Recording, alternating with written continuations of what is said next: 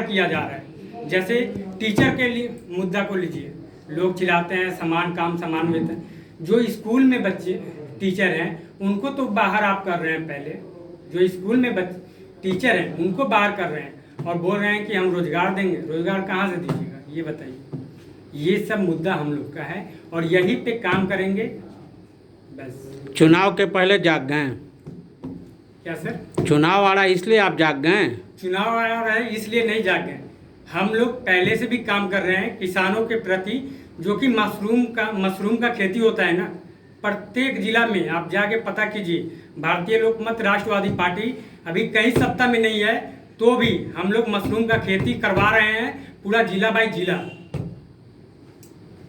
कितने सीटों पे आप चुनाव लड़ेंगे? सीट अभी पूरी क्लियर नहीं हुई है, लेकिन जो सुपर गठबंधन है इसमें सबसे अहम रोल किसी का रहेगा तो भारतीय लोकमत राष्ट्रवादी पार्टी का रहेगा, उसके बाद ही किसी का रहेगा। आपके गठबंधन से मुख्यमंत्री चेहरा कौन होगा? मेरे गठबंधन का मुख्यमंत्री का जो चेहरा होगा वो अभी हम लोगों ने डिसाइड नहीं किया है। आपकी पार्टी पर जनता कैसे भरोसा करेगी? जनता के बीच हम लोग जा रहे हैं। जनता 15 साल और 15 दुना 30 साल तो भरोसा किया है ना। भी कई पार्टी बोल रही है कि वो जनता के बीच जा रही है, लेकिन उसमें आपकी पार्टी सबसे खास कैसे? बता रहे हैं क्यों खास है, क्योंकि हम लोग जनता के बीच जो सुपर गठबंधन अगर बना है ना, ललन जी ने बनाया है, ठीक है, ये सोच के बनाया है कि सुपर पावर हर जनता को देंगे और जनता हर मेरे अगर 10 विधायक मेरे जीतते हैं ना तो 10 विधायक के सामने जनता जाके उनसे रिपोर्ट मांगेगी। आप बोल रहे हैं कि हम अभी विचार होगी, लेकिन इनसे आपसे पहले जो पार्टियां इनमें जुड़ी हैं वो दावा कर रहे हैं कि इस बार मुख्यमंत्री चेहरा ललन यादव होंगे। देखिए ये तो पार्टी सुप्रीमो जो है ललन जी, ठीक है, ललन जी हैं, तो अगर पूरी पार्टी कहती है कि ललन जी, तो मेरा पूरा सपोर्ट होगा। पहले भी बोले मेरे भाई समान है ललन जी। अगर पार्टी और पहले भी बोले विचारधारा जो मेरा है ललन जी को लेके हम इस पार्टी में आए हैं सुपर गठबंधन।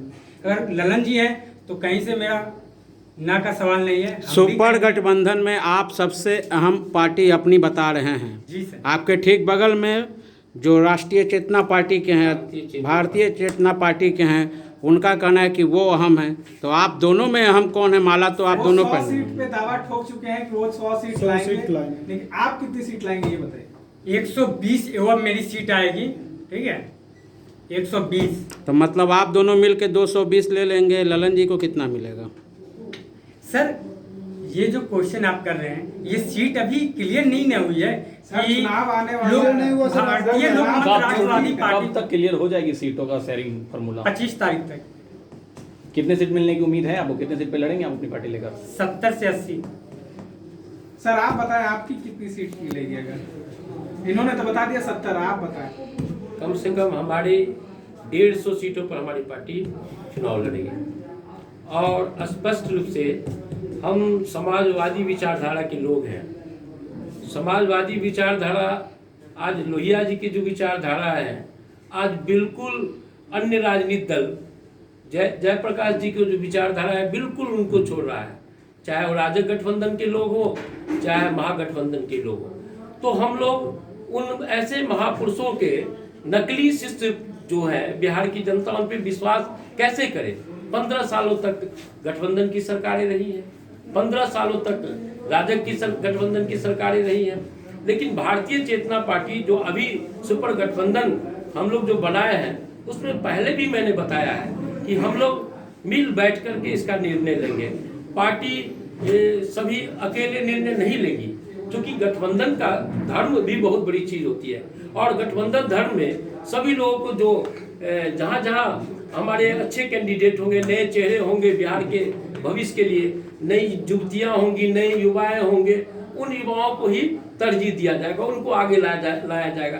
क्योंकि मॉडर्न पॉलिटिक्स है, आधुनिक पॉलिटिक्स में शिक्षा अनिवार्य है। आज शिक्षा की स्थिति क्या हो गई है? आज 10 महीने से इस स्कूल बंद है, बच्चे हमारे सड़कों पर आ गए हैं। कोई गांव में जब हम जाते हैं खेतों में तो देखते हैं कि डोंगा बीच करके अपने परिवार का पालन पोषण करता है। मछली गांव में जब कोसी इलाका में आप जाएंगे तो देखेंगे सहरसा, सुपौल, अररिया, किशनगंज, कटिहार, मधुबनी, दरभंगा, इन तमाम क्षेत्रों में लोग मछली बीच करके महिला लोग, बच्चे लोग, छोटे छोटे बच्चे जो शिक्षा छोड़ करके वो मछली बेचने का काम कर रहे हैं। कैसी सरकार है जो झूठे वादों पर सरकार बनी हुई है। सरकार बनने के बाद आप लोगों की अगर सरकार बनती है सर, तो फिर सबसे पहला काम क्या होगा, सबसे मुख्य प्रायोरिटी क्या होगी, पहली प्राथमिकता? शिक्षा। शिक्षा में पहले जोड़ देंगे आप लोग? सबसे पहला जोड़ शिक्षा होगा। सेकंड किसान, ठीक है, किसानों के लिए के आप क्या करेंगे ये बताओ। किसानों के लिए लोग कह देते हैं कि हम कर्ज माफ करेंगे, ये करेंगे, वो करेंगे। आप देखते होंगे कितने किसान सुसाइड कर लेते हैं, ये कर लेते हैं। लेकिन मेरा मेन रोल ये रहेगा, जो किसान सचमुच के परफेक्ट वो अगर क्षतिग्रस्त हैं तो उनको जितने हो सके मदद करने के लिए पार्टी आगे जाएगी। और मेरा एक एक विधायक जहाँ से अगर जीतेगा ना, वहाँ के प्रत्येक किसान के सामने खड़ा होगा। हर खेत में मेरा हर एमएलए जो भी जीते वो किसान के बीच होगा। खेत, खलिहान, स्कूल, प्रखंड जहाँ होगा सब जगह दौड़ेगा। शिक्षक अभी परेशान है, तो आपकी अगर गठबंधन की सरकार बनती है तो शिक्षकों के लिए आप क्या करेंगे? सबसे पहले लोग कहते हैं ना, समान काम समान वेतन। सही बात है, समान काम समान वेतन देना चाहिए। क्यों देना चाहिए? क्योंकि अस्थायी रूप से शिक्षकों की नियुक्ति की जाएगी। आज शिक्षकों को जिस तरह से टेंडर के आधार पर शिक्षकों की नौकरी है वो अस्थायी रूप से की जाएगी। और चूंकि शिक्षक ही देश का भविष्य होता है और शिक्षक ही निर्माता होता है। आज बच्चे शिक्षक के ही, या देश शिक्षकों का रहा है, गुरुओं का रहा है और वही देश का निर्माण करते हैं।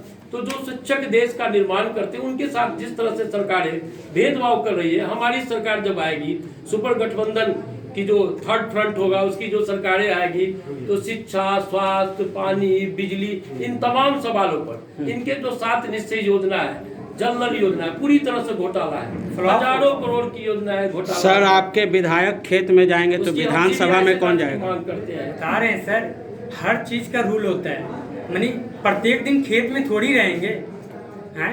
संडे होता है ना, सप्ताह में एक दिन तो घूम सकते हैं ना। खेत में जाएंगे, संडे होता है ना। ऐसा है ना, मतलब आप विधायक को जमीनी स्तर पे उतारेंगे? पूरा